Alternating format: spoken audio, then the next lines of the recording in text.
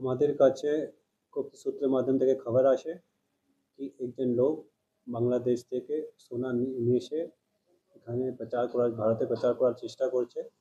তখন আমাদের থানার টিম গিয়ে ওখানে ওনাকে আটক করার পরে ওনার কাছ থেকে যখন জিজ্ঞাসাবাদ হয় তখন ওনার কাছ থেকে 10 গোল্ড বিস্কিট আমরা নেয়। এটা 24 ক্যারেট সোনা আছে, 99.9%। এই টোটাল ওয়েট হচ্ছে 1 কেজি, 1 কেজি 166 গ্রাম। তারপরে ওনার কাছ থেকে জানা যায় কি ওনার একটা সোনা নিয়ে একটা আলাদা লোক কাছে নিয়ে যাচ্ছিলেন। ওদের লোককে আমরা তারপরে ডিটেন করে ওনাকে যখন জিজ্ঞাসাবাদ করে উনি ওনার ক্রাইমকে কনফেস করে তারপরে ও দুজনকে বিরুদ্ধে আমরা একটা এফআইআর করে স্পেসিফিক কেস রেজিস্টার করছি। আনুমানিক কত বাজার মূল্য হতে পারে এই রিকভারি করার সময়? आज के करंट डेट हिसाबे 1,23,00,000 টাকা মতো হবে। যারা অ্যারেস্ট হয়েছে তাদের বাড়ি কোথায় বা নাম নাম নাম ঠিকানা? যারা হচ্ছে ওর মধ্যে একজন আছে শিবনাথ মন্ডল, এনার বাড়ি হচ্ছে রাজানগর, রানীনগর পিএস।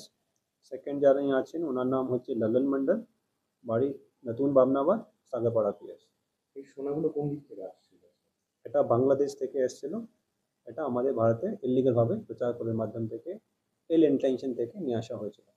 রানীনগর থানায় এই প্রথম বড় প্রশ্ন করলো, এর র্যাকেট কি আরো বড় ছড়িয়ে রয়েছে বলে মনে করছে পুলিশ? এটা অবশ্যই হবে, কেন কি এটা খুবই অনেক দামি জিনিস। এর পিছনে কে কে যুক্ত থাকতে পারে এটাকে আমাদেরকে ভালো করে ইনভেস্টিগেট করে খোঁজা বার করতে হবে। কে ফরওয়ার্ড লিঙ্কেজ আছে, কে ব্যাকওয়ার্ড লিঙ্কেজ আছে, এটাকে আমাকে বার করে আমরা করব। ওটাকে নিয়ে আমরা যারা ধরা পড়ছে তারা কি বাহক মানে মালিক? এটা এই মুহূর্তে বলার খুব ডিফিকাল্ট হবে ওনার এক্স্যাক্ট রোল এই ক্রাইম সিন্ডিকেটের মধ্যে কী ছিল, কিন্তু এটা একটা বড় সিন্ডিকেট হতে পারে, এটা আমাদের ধারণা। কাল আগামীকাল কোর্টে পাঠানোর পর কতদিন পুলিশ কাস্টডি রিমান্ড করছে? আমরা 10 দিনে পুলিশ কাস্টাডির জন্য প্রে করব, তারপরে ও যতদিন দেবে, তারপর যদি দরকার পড়ে আমরা আবার পুলিশ কাস্টাডি নেব। না, মেনলি সোনাই হয়েছে।